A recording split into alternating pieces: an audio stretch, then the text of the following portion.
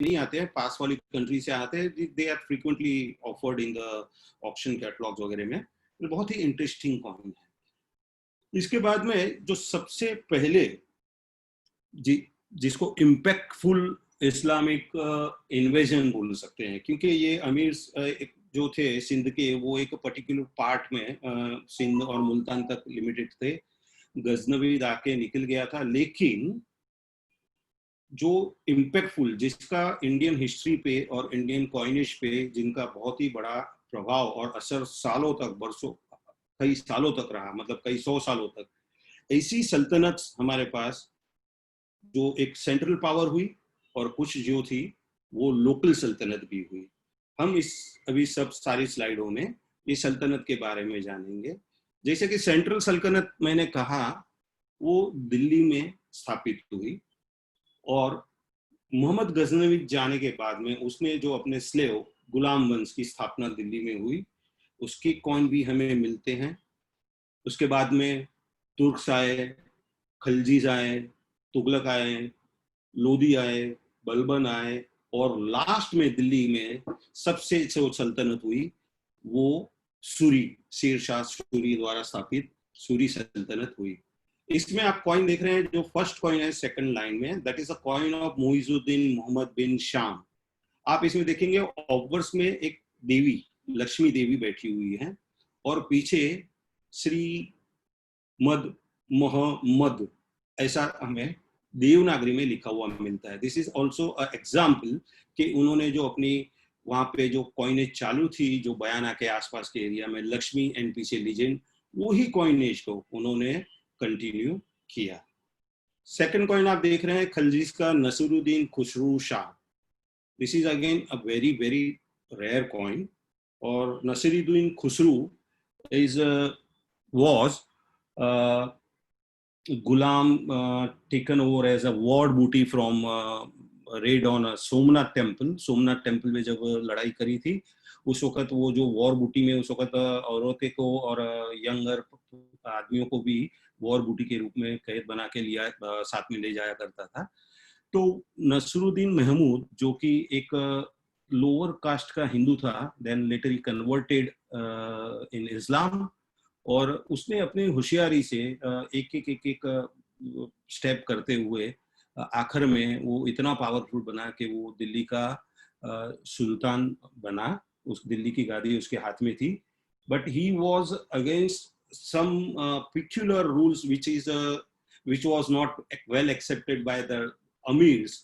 तो he was assassinated, उसको मार दिया गया, एंड देन फर्दर दूसरे मुबारक शाह का वहां पे राज शुरू हुआ।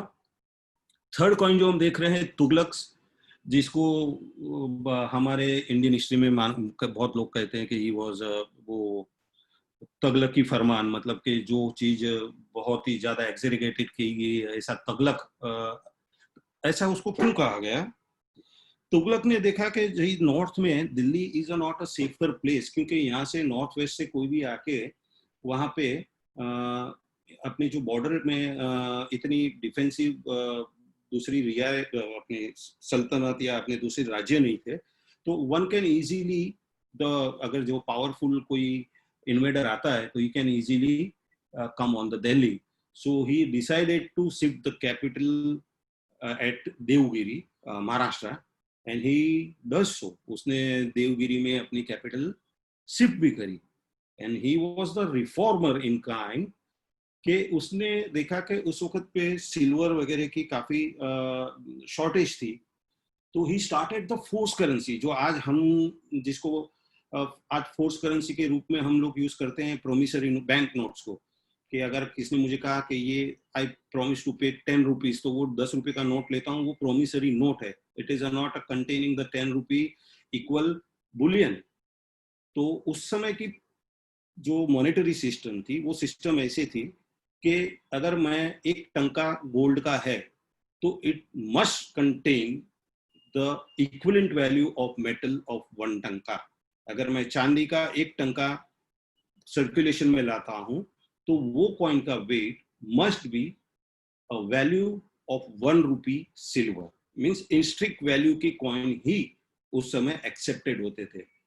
Muhammad bin Tughlaq was the first king who started the copper टंका. उसने कहा ये आप इसको चांदी का टंका ही समझो और चलाओ, और अगर आपको कुछ भी है आप हमारे ट्रेजरी में आओ, हम आपको चेंज करके देंगे. But that reform was not very well taken by the traders and the public, और उसमें काफी मिसमैच होके बाद में वो चला नहीं. पर of course Mohammad Tughlaq was a great ruler and great reformer of that time. सल्तनत कॉइन की और एक खास बात ये है कि जैसे सल्तनत के इस्लामिक कॉइन पे to struck the coin is a right of king emperor. तो उनके जो प्रमुख जो अधिकार बोलते हैं, नो वन कैन, दूसरा कोई आके बोलता है कि मैं राजा का भाई हूँ, मैं अपना सिक्का निकालता हूँ, ये फलाना हूँ तो सिक्का निकालता हूँ. दे आर नॉट सिक्का बाहर निकालना ये सिर्फ गद्दी पे आता था. तो ही व्हाट ही डू, जो जुमे की नमाज पढ़ी जाती थी उसमें जो मौलवी साहब जो खुतबा पढ़े हैं वो जो राजा थे उसके नाम से खुतबा पढ़ते थे, जो नया किंग आया है उसके नाम से. एंड देन जो किंग बना है उसके नाम का सिक्का भी वहां पे ढाला जाता था. सो हमको इस्लामिक कॉइन्स में एक खास बात है कि अगर किस राजा ने अगर 2 महीना भी राज किया है, 3 महीना राज किया है, 1 महीना भी राज किया है, तो भी उसका सिक्का हमें मिलता है. सेकंड थिंग, ये सिक्कों पे ये कहाँ पे बनाए गए, कहाँ पे स्ट्रक किए गए, उसका मिंट का नाम वो स्ट्रक करना शुरू हो गया. मतलब we come to know that this coin is struck at Delhi, this coin is struck at Champaner, this coin is struck at Ranthambore, this coin is struck at X, Y, जो भी mint के नाम है, तो उसमें से हमको इसका मिंट का नाम भी मिलता है. And the third thing is date. ये कॉइन कौन से डेट में स्ट्रक किया गया वो भी उस पर लिखा होता है. हालांकि अर्ली जो कॉइन है उसमें डेट जो है वो हमेशा शब्दों में लिखी जाती थी, इन वर्ड्स, और बाद में लेटर डेट्स जो थी वो डिजिट में दी जाती थी. एक 200 से 250 साल तक का दिल्ली सुल्तनत में करीब 40 से 50 राजा हुए हैं, और सल्तनत के काम के लिए द बेस्ट अवेलेबल बुक, जिसको भी सल्तनत कॉइनेज में इंटरेस्ट है उसके लिए best available book, of course everybody knows that the coins of the Indian Sultanate by mister Goron and Goenka, that is the Bible for the Sultanate coin. जो last coin हम देख रहे हैं सूरी का, Sher Shah Suri. Sher Shah Suri I can say it was a greatest reformer. He was a far advanced than his own time. आज जो GT road है, grand trunk road, that was built by starting, मतलब उसको बिल्ड करना शेरशाह सूरी ने किया था.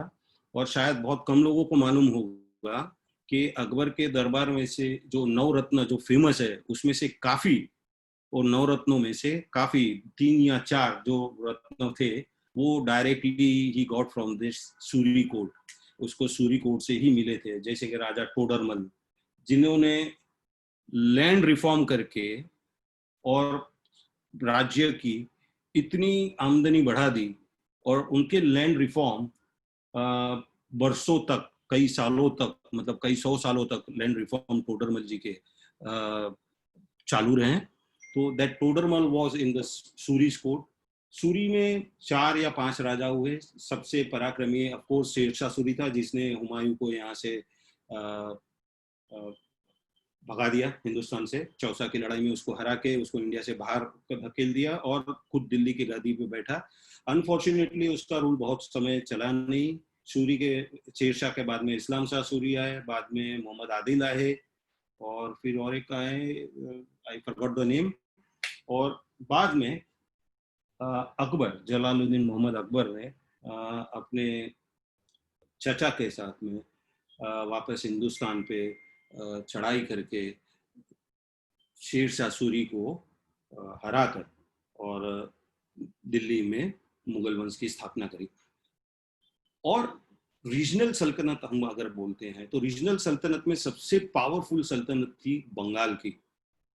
आप देख सकते हैं इसमें बंगाल सल्तनत was started in 1203 to 1574, almost 370 years was a vast सल्तनत। और उसमें कई राजा हुए। एक पिक्यूलर कॉइन की कॉइनेज की अगर बात करें तो बंगाल सुल्तान के कॉइन में जो स्क्रिप्ट है that is sometime very cruder, so it is a very difficult to read that, but इसमें कुछ इंटरेस्टिंग कॉइन है जो मैंने यहाँ पे आपके डिस्प्ले के लिए रखा है। फर्स्ट देखिए जो कॉइन है, हॉर्समैन रुकनुद्दीन अली मर्दान, वो हॉर्स पे बैठा हुआ king is going in war, और हाथ में मैश है उसका, और पीछे पर्सियन में लीजेंड है। The second coin is Dhanush Mardan Dev. He was Hindu king और ही केम बिटवीन दैट मुस्लिम रूलर, और इसका नाम शायद, नॉट श्योर, बट इसका नाम शायद राजा गणेश था, ऐसा हिस्टोरियन मानते हैं।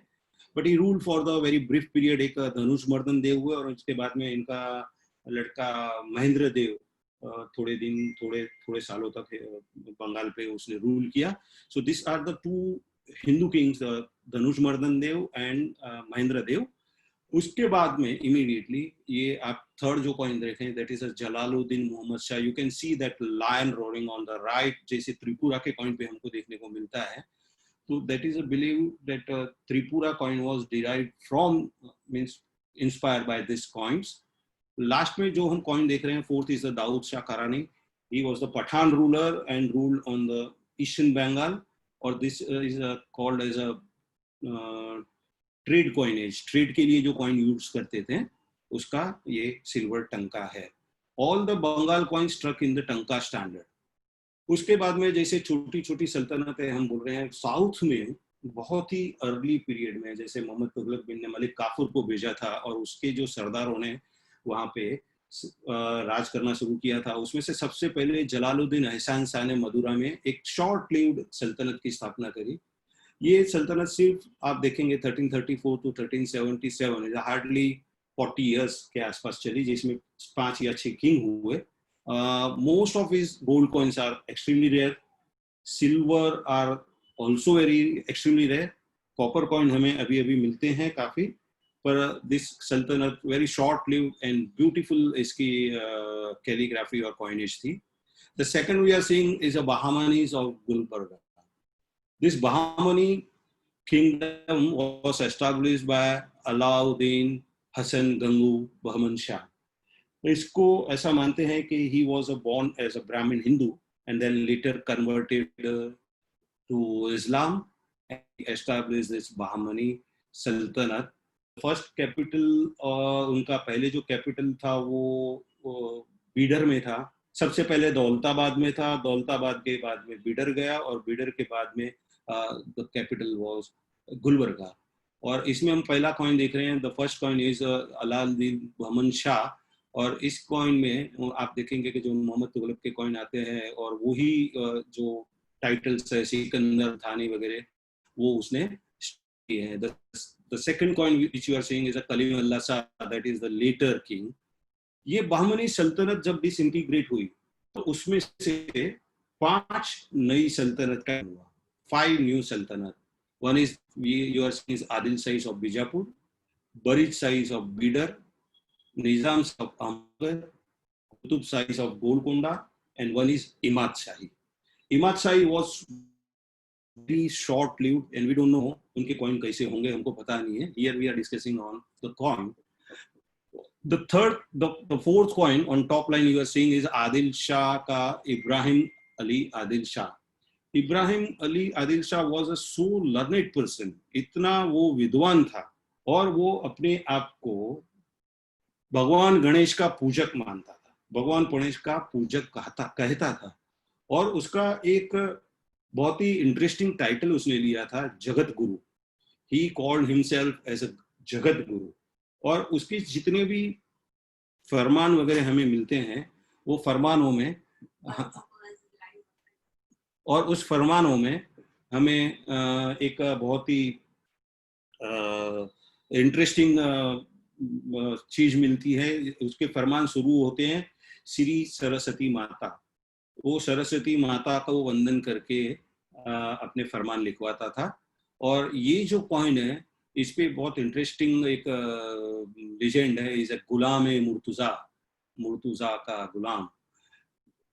सेकंड लाइन में आप फर्स्ट कॉइन देख रहे हैं, that was the Barid Shahi of Bidar. इनकी कॉइन स्पेशल स्ट्रक नहीं हुए, लेकिन जो उस समय वहां पे चल रहे थे बहामनी कॉइन, वो बहामनी कॉइन के ऊपर ही इन्होंने अपना ओवर स्ट्रक करके, ये अमीर बरीद का है, तो ओवर स्ट्रक करके ये कॉइन उन्होंने चला है। Third coin we are seeing is a Nizam size of Ahmednagar. ये महाराष्ट्र में अहमदनगर में ये किंगडम की सल्तनत की स्थापना हुई। And the great king of Maharashtra, Chhatrapati Shivaji Maharaj के फादर, ये सल्तनत को प्रोटेक्ट करते थे, इनके सरदार थे।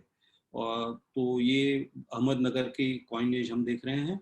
और राइट में जो है, that is a Qutub Shahi of Golconda, जो आज हैदराबाद के बाजू में जो गोलकोंडा है, वो कुतुब शाही का, ये मोहम्मद कुली कुतुब शाह का कॉइन है।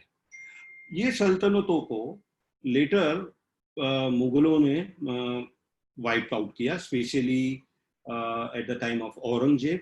औरंगजेब ने ये सारी सल्तनतों को हरा के खत्म किया। हालांकि ये शुरुआत तो हुआ अकबर के समय से ही। अकबर ने अहमदनगर सल्तनत को जीत के अपने आप में सम्मिलित कर दिया, लेकिन बाद में शाहजहां और जहांगीर के टाइम पे ये सल्तनतों का और मुगलों का वॉर होते रहता था। और कई बार उन्होंने ये सल्तनत पे एक अपने खंडनी, एक लेवी करके उनको छोड़ दिया गया। But ultimately Aurangzeb swiped out all the सल्तनट्स।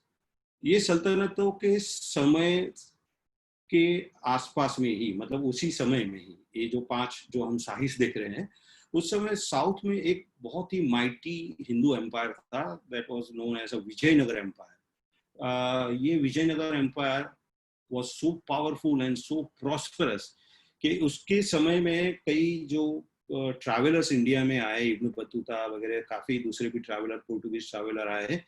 उन ट्रैवलरों ने हम्पी, जो इनकी कैपिटल थी, उसके बारे में काफी वर्णन किया हुआ हमें मिलता है। And if one can read that, you will be stunned to know that how wealthy and how prosperous was the empire. पर ये विजयनगर एम्पायर का कंटिन्यूअस एक कुछ टेरिटोरियल लड़ाइयाँ ये शाही से चलती थी हमेशा। और अल्टीमेटली ये हुआ कि ये 5 जो शाहीस थी, वो 5 शाहियों ने मिलकर एक साथ में आकर तालीकोट की लड़ाई में विजयनगर फोर्सेस को एक डिसीजिव हार करवाई। और देन हम्पी को उन्होंने नाश कर दिया। और देन विजयनगर जो किंगडम थी, वो फर्दर साउथ चंद्रगिरी के, वहां पे उसके कैपिटल चंद्रगिरी हो गई। And then their power was limited to the certain area. Here we are seeing the first coin is of Harihara first, the founder of the Vijayanagar Empire. They were 4 brothers, or famous was the Harihar और बुक्कराया। इनकी coin में पीछे में Kannada legend रहती है, और बाकी के मोस्ट ऑफ द कॉइन में देवनागरी लीजेंड ही रहती है। सेकंड कॉइन हम देख रहे हैं, this is the coin of the mightiest king of the Vijayanagara empire, Krishnadevaraya.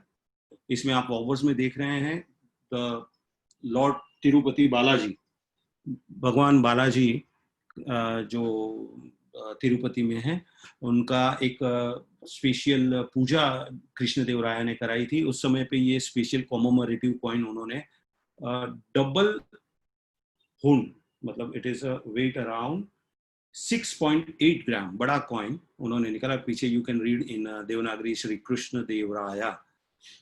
On the third coin, you can see that a coin of Achyuta Devaraya.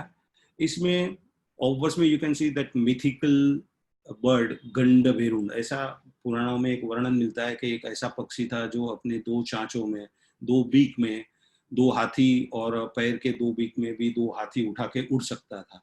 So this is a depiction of that Puranic mythical bird गंडभेरुन। The fourth coin we are seeing of Raya Harihara II. और ये coin में obverse में this is a very common depiction. Obverse में इसमें either most of the coin we can found the Shankar and Parvati. On some coin we found Brahma and Saraswati that are rare, and then on some coin we found Narayan and Lakshmi, Vishnu Bhagwan or Lakshmi. Most of the coinage की style यही थी. और Vijayanagara empire had struck tremendous number coin in gold. इनके चांदी के सिक्के नहीं मिलते हैं, तांबे के मिलते हैं, पर gold is in a bulk. हमको बहुत ही बड़े बड़े होड़ गोल्ड के कॉइन मिलते हैं. इसके बाद में हम और लोकल सल्तनत देखेंगे जो छोटी छोटी रियासतें थी, छोटी छोटी सल्तनत थी. They may rule for 100 years, 75 years, 150 years. So we are just going on. एक ओवरलुक करते हैं जौनपुर सल्तनत. You can see the coin of Hussain Shah, the tughra style legend. Then Kalpi sultan Fatehuddin खाली 40 साल रहा. Then one most important sultanate was the Gujarat Sultan. The third coin on the top right, you are seeing is a coin of Kutubuddin Bahadur Shah Pedigree Tanka.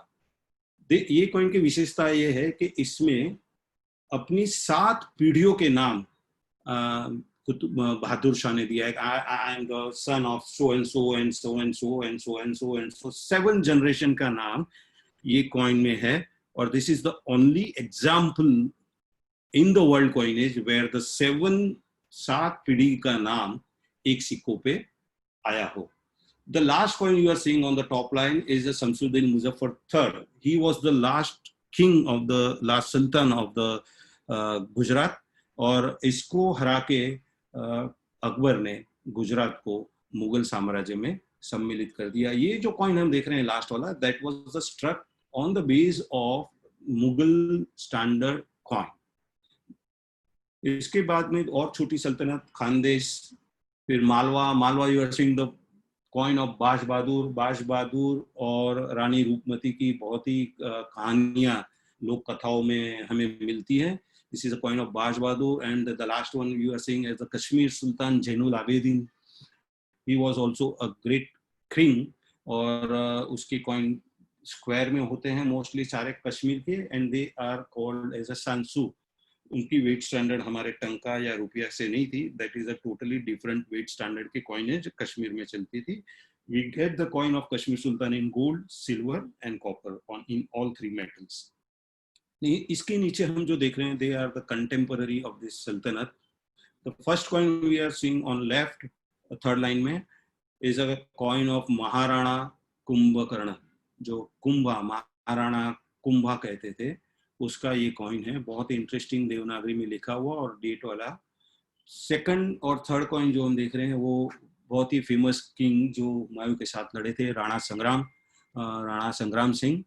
And the fourth coin which you are seeing is a coin of Sangram Shah Gond, not Sangram Shah of Rana of Mewar. Sangram Shah Gond is important because इसकी third generation I think, इनके लड़के पोते की जो रानी थी, Rani Durgavati, he fought against the Akbar.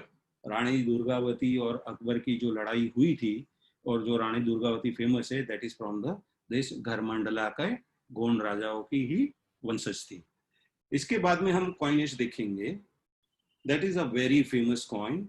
इस coin के बारे में मुझे ज्यादा बताने की जरूरत है नहीं, आप सभी को आप परिचित है. ये मुगल एम्पायर के कॉइन्स हैं, started by the Babur and Humayun. Babur के और हुमायूं के कॉइन मोस्टली हमको जो सेंट्रल इंडिया की जो शाहरुखी जो कॉइनेज की वेट स्टैंडर्ड थी उसके मिलते हैं. हालांकि हुमायूं के टंका स्टैंडर्ड में और रूपी स्टैंडर्ड में भी कॉइन known है, but they are very very rare. And the third one you are seeing is a Kamran Mirza, the brother of Humayun. The fourth one is a coin of Akbar, gold coin of Akbar. Then on second line you are seeing a very interesting coin of Akbar.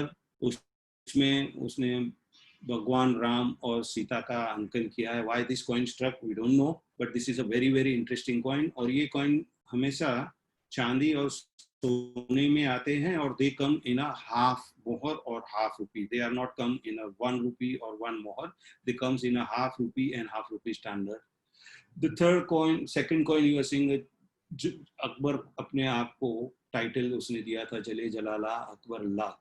अभी इस title का बहुत अर्थ होता है, we will not go in that, but you see here that he started the new faith called Dine Ilahi. और उसने वो दीने इलाही का एक कैलेंडर भी शुरू किया था. तो जो अकबर की कॉइनेज है उसमें जो शुरुआत की कॉइन थी, जो जिसको हम कलीमा टाइप बोलते हैं, and the later coins we called as the Jalal hu type या तो इलाही टाइप. तो वो इलाही टाइप में वो कॉइन में एक तो इलाही ईयर होता था, and then the Persian month in which month this coin was struck. Here in on second coin you can see in on obverse Jalalu Akbar Allah, on obverse on reverse you can see Zarb Patna Sahrevar Ilahi. Sahrevar was a is the month. उसके बाद में आप coin देख रहे हैं, third one is a coin of Jahangir. This is a heavy coin of Jahangir. ये 14 ग्राम का coin है. The fourth one is also Jahangir square.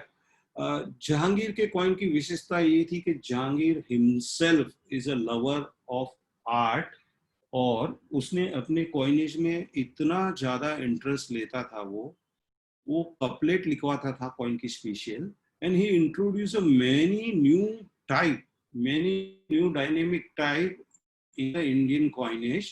और इतनी ब्यूटीफुल उसके कॉइन होते थे क्योंकि किंग को खुद को ही अपने who himself was a great art lover, art का पेट्रोनाइज करता था वो. और उसके पास ऐसे अच्छे कहते हैं कि पेंटर थे. और I read somewhere that Jahangir was so much in art कि अगर उसे कोई पेंटर का पेंटिंग दिखाया जाता था, अगर उसमें किसी की सिग्नेचर भी नहीं है, तो he can tell that this is a painting of so and so artist. इतना वो आर्ट में उसका दिलचस्पी और अपने कॉइनेज में भी उसको इतना इंटरेस्ट था. So we can see the beautiful coin of the Mughal we can see during the reign of the Jahangir. Jahangir को ज्योतिषी में भी बड़ा विश्वास था. when he came to Ahmedabad from Mandu, he stayed over there and वहाँ से वो खंबात गया. और खंबात में उसने लाइफ में फर्स्ट टाइम दरिया देखा. he seen first time the sea, और वो देख के उसमें सहल करके बहुत खुश हो गया. नहीं तुझू के Jahangir, he wrote that he struck the special weight tankas in Khambat. Of course, we know only one coin of Khambat of double tanka weight, पर बाकी coin कैसे होंगे, कहाँ होंगे, हमें पता नहीं है. तो here we can see the zodiacal sign, Jahangir के zodiac sign के coins है यहाँ पे. And the coin we are seeing is a Jahangir का pre-accession name सलीम शाह के नाम से उसके coin है. The most interesting coin is in the Mughal or Islamic world, we can say the coin in the name of some lady that जैसे कि रजिया सुल्ताना के coin हमने सल्तनत पीरियड में देखे. इस तरह से मुगल जो काफी माइटी थे उसमें जहांगीर की बेगम नूरजहां बेगम के नाम पे, जहांगीर के लेटर ईयर में after 1034 to 1036 the coins come with the name of Jahangir and Noorjahan both. So you are seeing this coin in the name of Jahangir and बाहुकम में ये उसका जो लेजेंड है, और ये अलग अलग मिंट में निकाले गए. और we know the coins in silver as well as in gold also.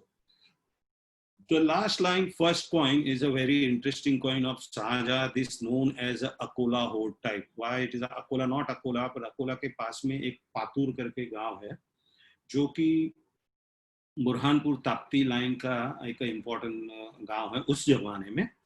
और जब भी एक कोई कारवां, ये जो कॉइन आप देख रहे हैं इस टाइप के कॉइन सूरत की मिंट से स्ट्रक करा के बुरहानपुर की तरफ जा रहा था. On night they have camped at this Pathur, जो नदी का एक पठार था जो सूखा था उस वक्त, वहां पे उन्होंने कैंप किया. पर इन वेरी लेट नाइट कहीं ऊपर में बहुत ज्यादा बारिश हुई और एक बहुत ही बड़ा सैलाब आया and that swiped away entire this कारवा जो था वो पूरा वहां पे स्वाइप्ड अवे हो गया. इन late 1970s some person went for some what we call natural call. That time he has seen something shiny on the surface. So उसने ऐसे हाथ से देखा तो he found a coin. और वो कॉइन लेके उसके बाद this is a story which we most of senior dealer and collector might have heard. We don't know कि उसमें कितनी सच्चाई है, पर मुझे मालूम है, मुझे ऐसा लगता है कि उसमें सच्चाई काफी है. तो वो कॉइन उसने टेस्ट करा and then entire village came on that place and खुद खुद के more than thousands coin recovered from that place by villagers. Most of these coins come in a brilliant UNC condition. So this is a one interesting story. Then you can see the coin of Aurangzeb. What Aurangzeb did, Aurangzeb ने जो इसके पहले इसके प्रेडिक्सर के coin थे जिसपे या तो कुछ कपलेट होती थी या तो कलमा छपा हुआ होता था या तो कोई मोटिव जैसे जोडियक वगैरह था. Aurangzeb band all that non Islamic, जो इस्लाम में जो कबूल नहीं है उस टाइप की सारी चीज को उसने बैंड कर दिया. उसने कॉइन के ऊपर सिंपल एक फॉर्मूला लीजेंड का दिया जो लेटर मुगल तक, लास्ट मुगल तक वो ही फॉर्मूला चलता रहा, जिसको हम बोलते हैं मेमनत मानस फॉर्मूला. तो this is the coin of Aurangzeb. And Aurangzeb because he survived for 90 years, तो जब भी उसका औरंगजेब का जब भी मरण हुआ तब he was at age of 90 and he was so powerful at that time. तो सबसे ज्यादा अगर मिंट नोन अगर हमें किसी भी मुगल रूलर की है तो that is of Aurangzeb. more than 80-90 mints are known. Last third point हम देख रहे हैं नादिर शाह का, जो हिंदुस्तान के ऊपर चढ़ाई करके आया था और उसने कुछ 6 महीने दिल्ली रहा था. he struck a coin in Delhi. Then Ahmad Shah Durrani, he was also an invader. And the last point you are saying is the last Mughal emperor Muhammad Badur Shah. हालांकि वो एम्परर था लेकिन उसकी जो हुकूमत थी वो red fort के अंदर से ज्यादा कहीं चलती नहीं थी, पर on the special occasion he is entitled to struck the coin, तो उसके कॉइन हमें मिलते हैं.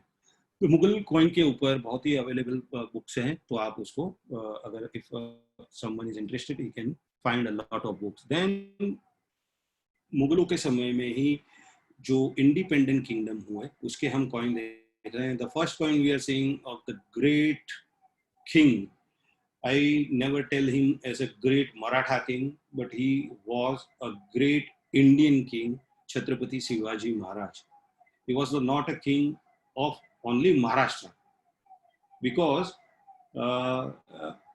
I don't know, for some reason he was a title as the local king of Maharashtra, but he was not. He was the greatest king, just like a Maharana Pratap and Maharana Chhatrapati Shivaji Maharaj. And there is a lot of literature available. One should try to read that, then he will come to know what was the great achievement of Chhatrapati Shivaji Maharaj.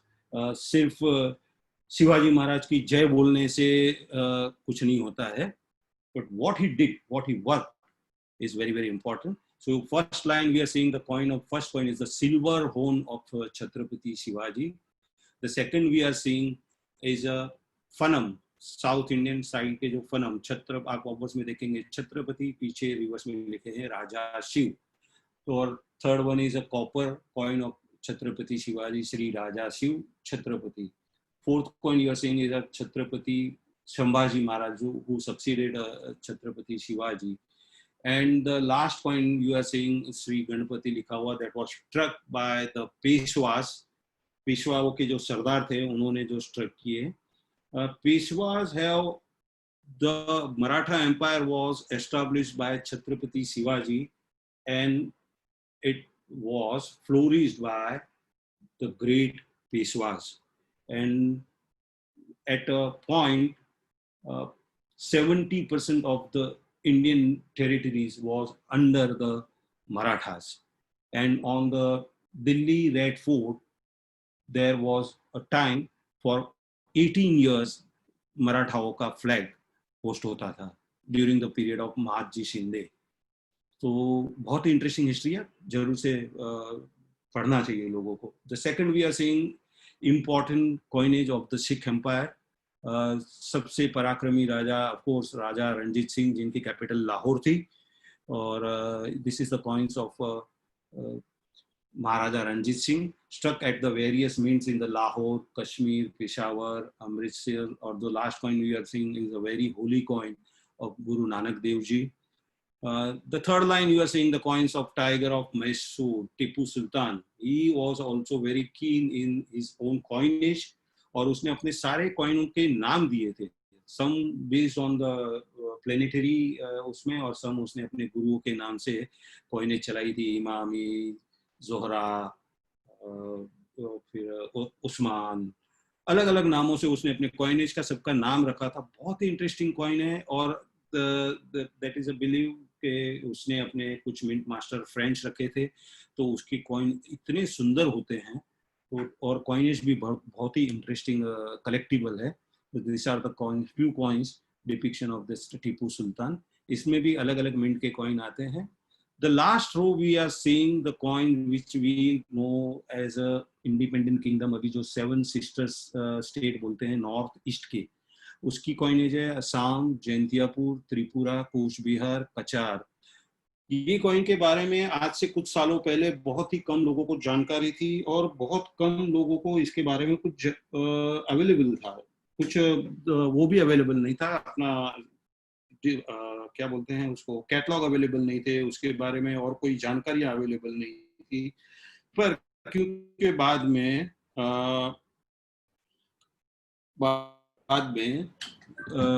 Mister Anoop मित्रा, फिर Shri SK. Bose, फिर Shri roads, और भी स्कॉलरों ने इनके ऊपर काम करके ये कॉइनेज को पॉपुलर किया. And nowadays these are the very popular coinage of the Indian history. Next we are seeing the coins of the, I have a lot of to say. I am running out of time always because we started also 15 minutes late, but whatever I can cover I will try to do that. These are the coins of the princely states. जब भी east India company ने India में trading के लिए आके बाद में वो पॉलिटिकल अफेयर्स में ज़्यादा इन्वॉल्व हो गई. That time they have established alliance with the rulers of this princely state, where their defense and the military aid was looked after by the company. और ये राजाओं के हाथ में एक लिमिटेड पावर होते थे, और दैट जुडिशरी वगैरह पावर उनके हाथ में होते थे, और they have to pay tribute to the Britishers, East India company को. तो उनमें से ये कुछ हम कॉइन देख रहे हैं स्टेट्स के. First is Awadh state. ये 1857 के गदर में the last ruler Hazrat Mahal अपने ब्रिटिश कादिर को बिठाया था, और they fled away to Nepal, and that Awadh kingdom was vanished in 1857. Then second we are seeing the Baroda, Bahawalpur now in Pakistan, Bikaner, then Gwalior, the Sindhyas, then the wealthiest state of the India that time, and one of the wealthiest person on the planet of that time, the Nawab of Nizam of the Hyderabad, इसके coin हम देख रहे हैं. Then the Indore, Jamnagar हमारे Jadeja family के, कच्छ की Jadeja family के ही एक पार्ट जामनगर में जाके बसाया था.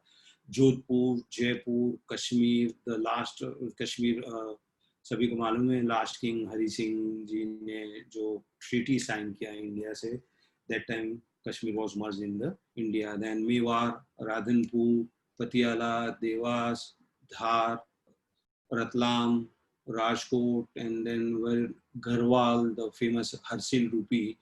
And one interesting coin I want to notice, आप लोगों के notice में लाना चाहता हूँ, that Kutch state coin which you are seeing on the third row, fourth coin, जिसमें एक fort बना हुआ है, right में लिखा हुआ है जय Hind. The Kutch was the first state when independent declared हुआ, तो Kutch was the first state who voluntarily declared to merge in the union of India.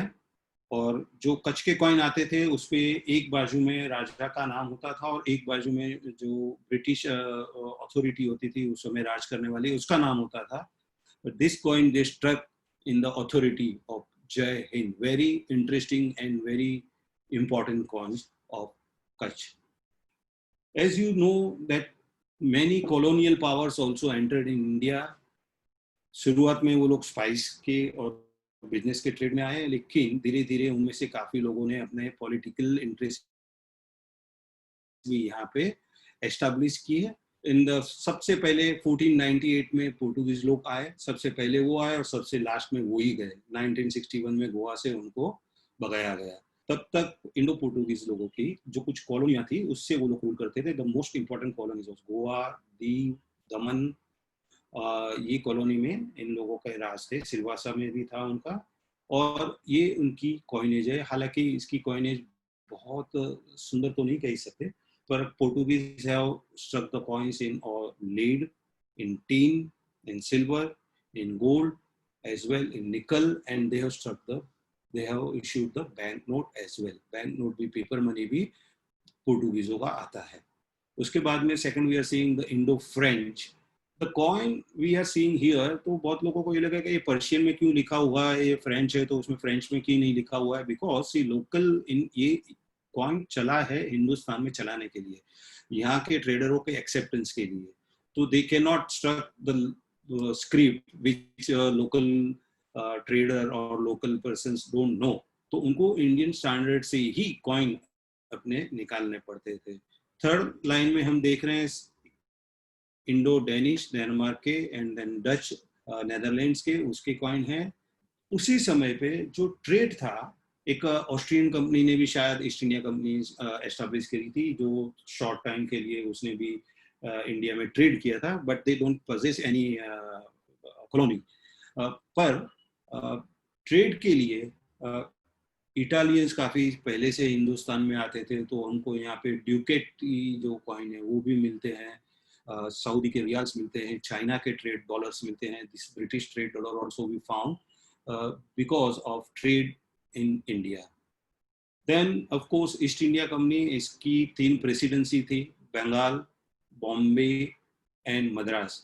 अब हम हिस्ट्री के वो पार्ट में है कि ये पार्ट से ज़्यादा करके अपने इंडियन कॉइन्स के जो कलेक्टर या डीलर्स हैं वो परिचित है, क्योंकि इनकी काफ़ी बुक्स भी अवेलेबल हैं और इसके काफ़ी कॉइन जो इंग्लिश में लिखे हुए आते हैं, तो उनको समझना आसान है. तो this is the most popular coinage for the जो आगे बिगिनर्स होते हैं उनके लिए ब्रिटिश इंडिया सबसे पॉपुलर है. पर if they want to go advanced, then they first come to the presidency coin. Here I am showing you the some important coins of the presidency. First line के आप जो coin देख रहे हैं, that is a coin struck at Calcutta in the name of Alamgir II. 1757 में प्लासी की लड़ाई के बाद में बंगाल से जो नवाबों का पराभव हुआ, and East India Company established their own rule on the Bengal, Bihar, Orissa.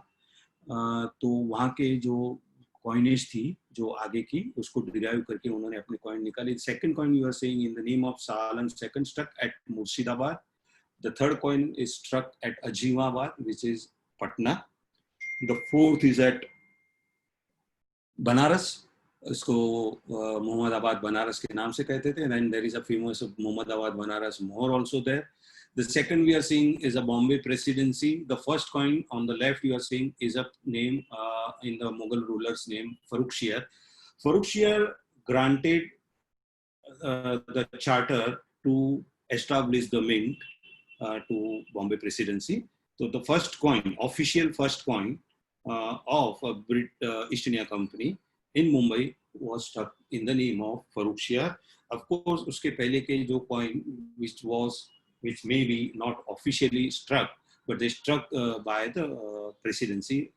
This is second coin is believed to be coin of Charles II. हालांकि we cannot read this legend precisely. अभी उसकी legend किसी ने भी पढ़ी नहीं है, but this is believed to be coins of Charles II. Then third one is the William and Mary, very famous coin.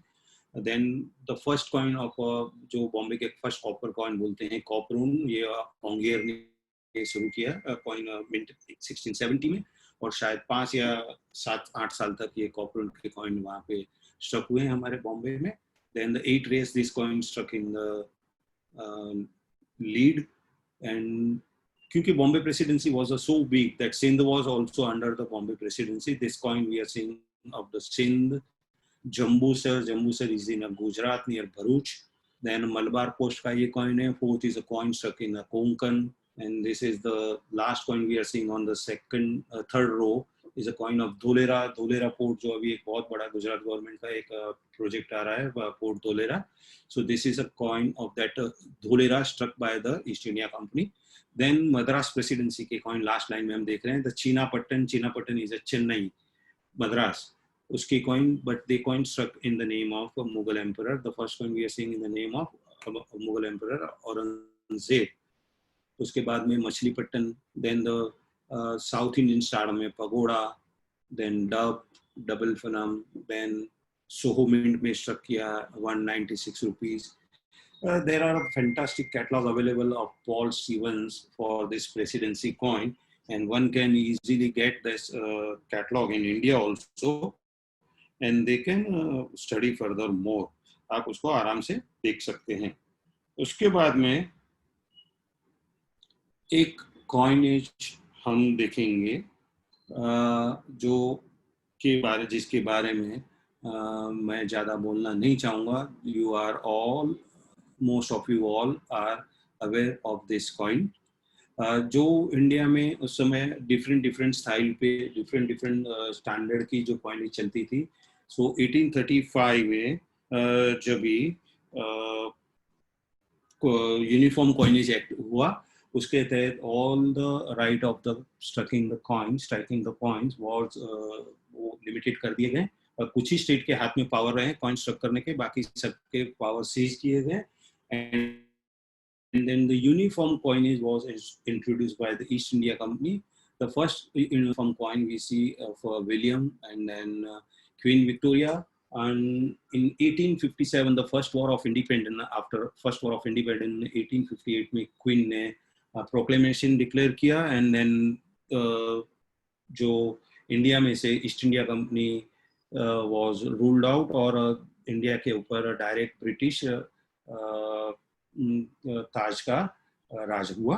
And then we all know this rupee coin and mohurs and annas of a British India coin.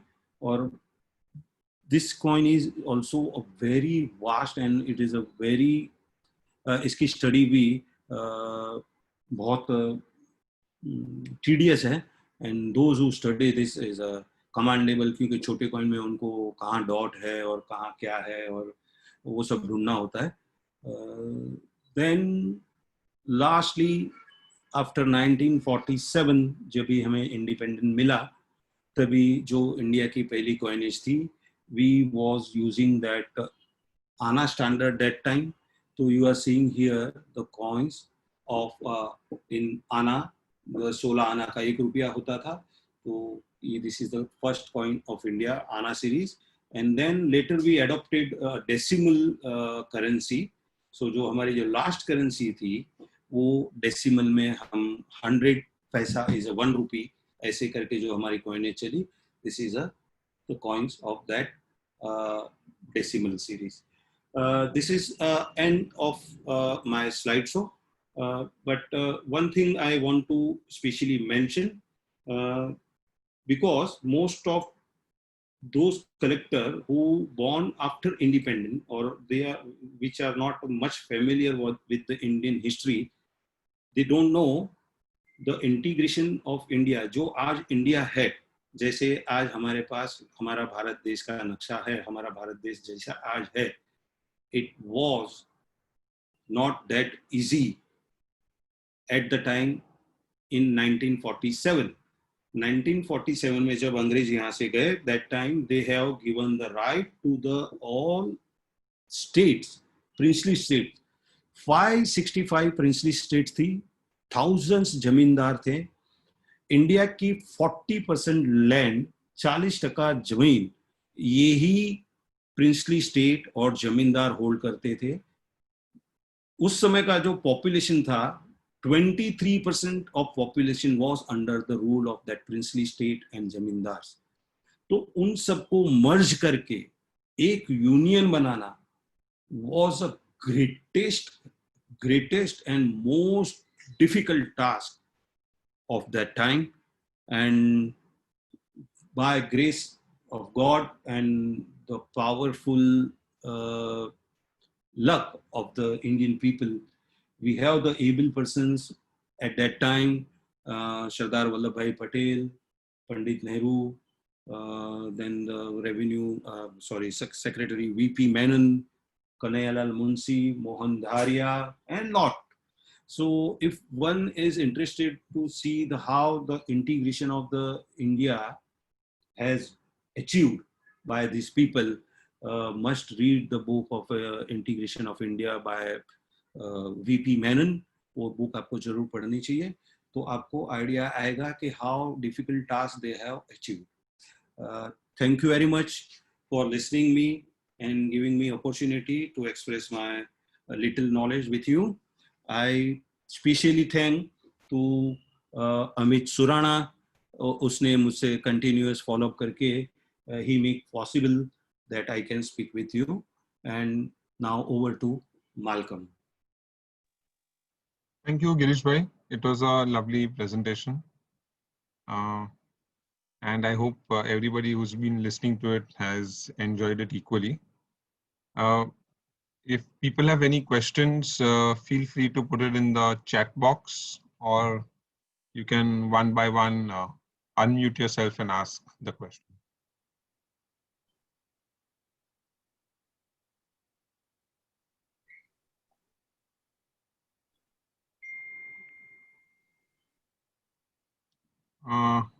I don't think any questions are there. Yes, because it was a very well planned and very well structured presentation. So no questions here. So thank you. So sorry to interrupt you. Just I have one question. Yeah. Can I ask? Yeah, you can. Yes, sir. Sir, very recently I started to collect the Mughal and the Princess State coin.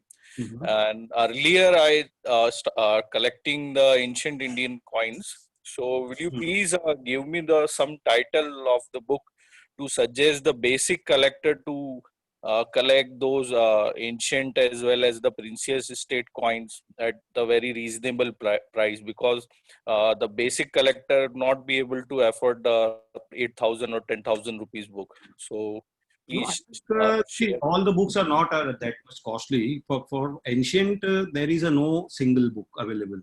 Ancient के लिए कोई भी एक single catalog available नहीं है. Ancient का हर एक subject का अलग-अलग catalog है. That is a pity thing. But for the princely state and Mughal coin, of course, you can buy this Indian version of the South Asian catalog, which is, I think, available somewhere around 2,000 to 2,500. In that, you will get all the details of the Indian princely state and the Mughal coins. And then if you want to go further, deepen, then you will automatically come to know. But you can start with the South Asian, that I recommend strongly.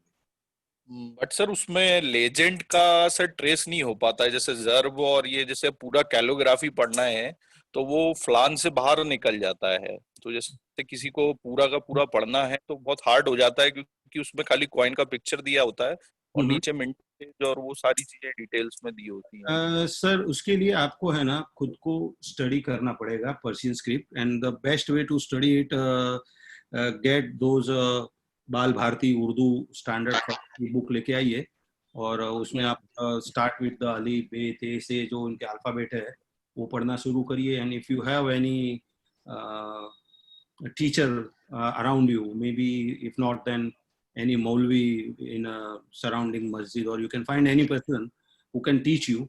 So वो सीखने से आ जाएगा. It is not a rocket science. You can learn within. Just to add a point to Girish Bhai's answer, there's also a book by Dr. Dilip Rajgor on Mughal coins. It's a small booklet. Yes, yes. But again, he's done a good job with the calligraphy, so you can read that. Yeah, that's a very nicely compact thin book. Malcolm, is it available? Because I was trying to find some copies. So is it? You can check with Dilip. I think. I'll check with Rajgor साहब. Yeah, check with Dr. Rajgor. और Girish to add to your point, वो एक कायदा बोलते हैं उसको, जो आपका basic knowledge जो है, जो उर्दू का कायदा, वो दिल्ली, लखनऊ, पंजाब, बॉम्बे, हैदराबाद में मिल जाती है. People can self teach themselves. You know, उसमें अलिफ बे ते आता है, तो helps a lot. Yeah, exactly. See, the thing is that one thing is very pity. I've seen that most of the collector who collect the princely state coin or Mughal coin, they cannot read. उनको पढ़ना नहीं आता है. They rely on some person. They rely on some scholar. They rely on some third party. But that is a very pity thing. If you are doing something, in my opinion, he should know at least basic. उसको basic आना ही चाहिए और उसको वो ठीक से मालूम होना ही चाहिए. तो ही वो collection का मजा है. Otherwise, it is just a hoarding or maybe investment. Okay, moving on to the next question now. There's somebody asking how to find that coin is real or fake. I think he's asking how does one identify Yes, a coin? Very good question, and this is a very common question also. Most of the person के मन में ये रहता है कि भाई ये अगर 5 लाख का सिक्का है तो इसको किसने नकली नहीं बनाया, उसकी क्या guarantee. So my answer is that, sir, it is not a very simple. One cannot tell you how to determine that this is a genuine or not. जैसे अगर आपने किसी ज्वेलर के पास जाते हैं, अगर आपको किसी ने कोई एक डायमंड का पीस दिया है और you will not able to find that वो अमेरिकन डायमंड है या ग्लास का टुकड़ा है या रियल डायमंड है, you have to go to the jeweller, you have to go to the lab, तो ही आपको मालूम पड़ेगा. Same thing, coins are not that easy. आपको एक्सपीरियंस से, आपको अपने नॉलेज अगर बिल्ड किया है तो उससे आपको समझेगा. There is a no particular rules के अगर ये नहीं है तो ये खोटा है, ये है तो ये सच्चा है. ऐसा कोई एक रूल में, एक फ्रेम में we can not identify forgery और genuinity. There are a lot of factors. We have to see a lot of factors. Also, just to add, apart from the factors, you also need the experience. You just need to see several coins all the time. Yes. Once you've done that, a fake coin points out automatically. A fake coin will tell you that I am fake, and these are the problems that I have. So it's just about seeing more and more coins. Next question is, how about Maharana Pratap coins of Mewar? Are these coins known? I have seen some tokens, but any detail about coins? Any details about the coin? I wish that I get the coin of Maharana Pratap, but abhi tak to I don't know it. I don't think it is. It may be struck, but abhi tak to koi known nahi hai. I'm dreaming to get the 2 coins. मुझे एक तो महाराणा प्रताप का coin चाहिए और एक Vikramaditya Hemu who fought against the Akbar in Panipat. वो 2 coin चाहिए, पर मुझे अभी तक मिले नहीं है. मुझे पता नहीं है कि वो कॉइन स्ट्रक हुए भी या नहीं हुए. The tokens which are selling on the net वगैरह में बिकते हैं, they are all fancy modern tokens. Nothing to do with the Maharana Pratap. वो एकदम modern tokens है. Also, next question is, can you please say some words about Alibag Maratha Mint Shri coins? That is a very rare coin. Alibag Maratha, established by the famous naval commander of Chhatrapati Shivaji Maharaj, Kanoji Angre. Kanoji Angre ने वो house की स्थापना करी, and then Kanoji Angre was the founder of this Alibag Gharana, and the only coinage of we know as a coins of Alibag अंग्रेज is a Sri रुपया. वो silver में आता है और बोथ साइड देवनागरी श्री होता है, राउंड होता है, and I have seen one coin in square also, that is in a famous collection of Sri Surana ji, a square rupee, and half rupee भी आता है उसका. Quarter I don't know quarter आता है कि नहीं, पर अगर हाफ आता है तो क्वार्टर भी होना चाहिए. So this all we know about the Sri Alibag rupee. That's all. Also, are coins of Imad Shahi dynasty of Berar known? Imad Shahi, as far as I know, I don't know. Imad Shahi के coin अगर होंगे तो भी मुझे पता नहीं है, पर जैसे इस्लामिक ट्रेडिशन के हिसाब से तो coin तो उनके होने चाहिए principally. But how they look, I don't know. Maybe they are also like a Barit Shahi coin, जैसे Barit Shahi coin के भामनी coin के ऊपर overstruck करके जो अमीर बरीद के वगैरह कॉइन हमको मिलते हैं. इमाद शाही के भी शायद, इमाद शाही क्योंकि बहुत short, I think less than 30-40 years they have ruled, so I am not aware about their coins. Okay, we are digressing from the talk, but there is a question. What happens to large hoards of coins discovered? Who has ownership rights on it, and what role government has in it? Girish bhai, would you like to answer? Yes, this is a very unfortunate of us. It may take 5 minutes. Malcolm, will it be okay? Yeah, sure. See, we are, as an Indian, we have the tendency to blame our failure on others. That is the common tendency of all the Indians. Busy. हम बोलते हैं कि ये government ने ये नहीं किया, फलाना ने ये नहीं किया, ढिकना ने ये नहीं किया, इस गवर्नमेंट ने ये किया, वो गवर्नमेंट ने ये किया.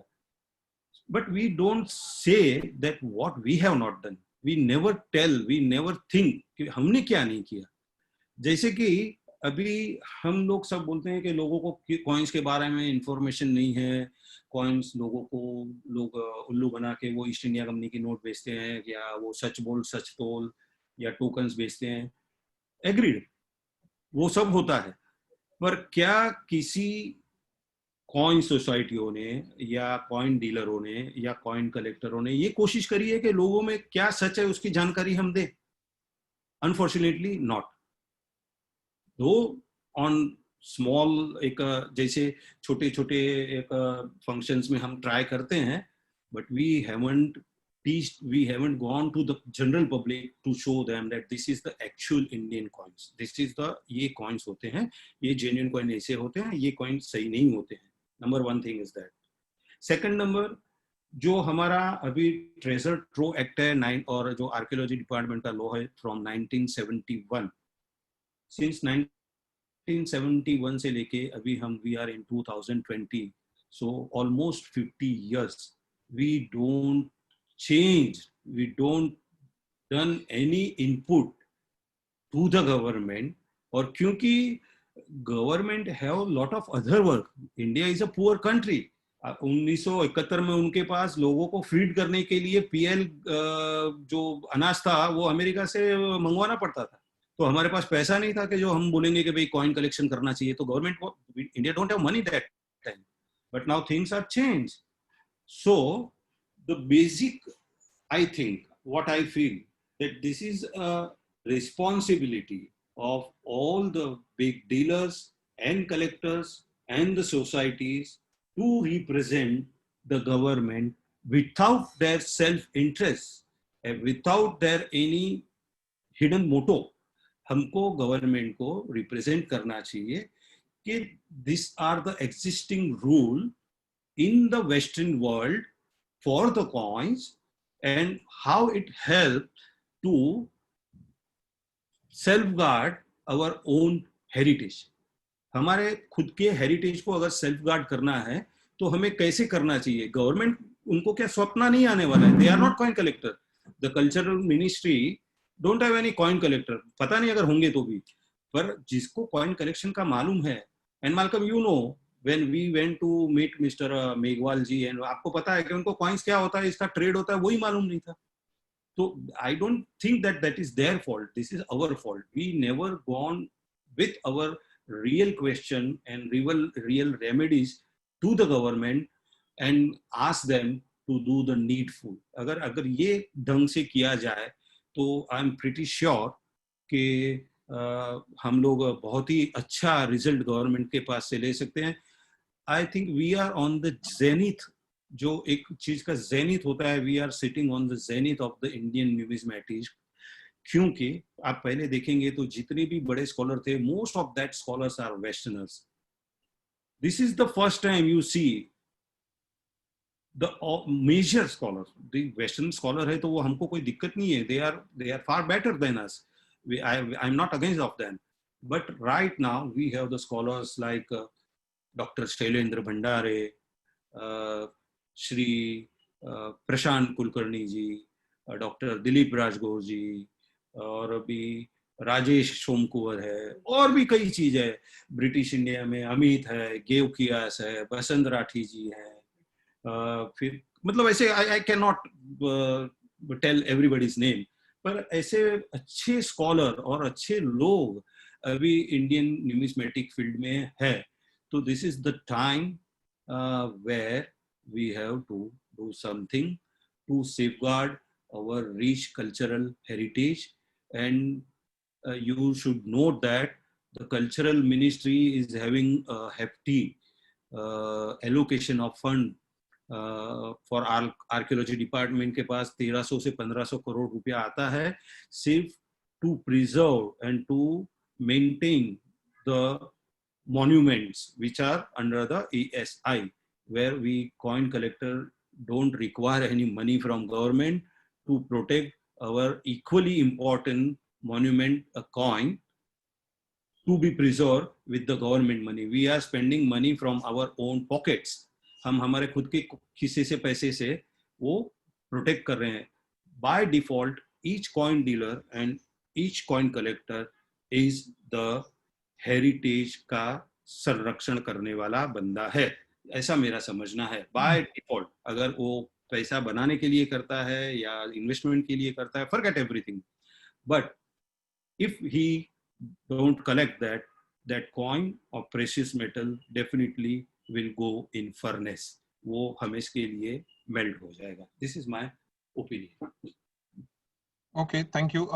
Just to answer this person, who has ownership rights, anything found under the surface of the earth belongs to the government.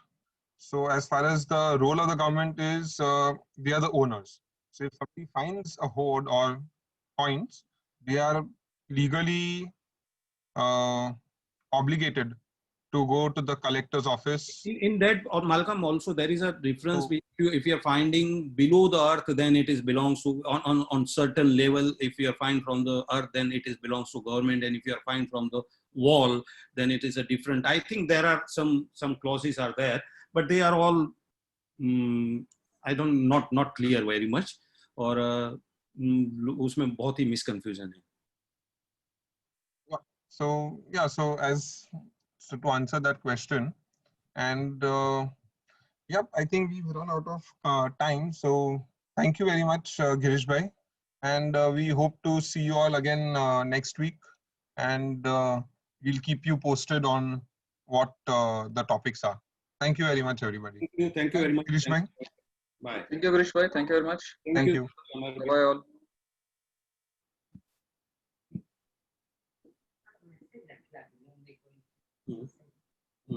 Video live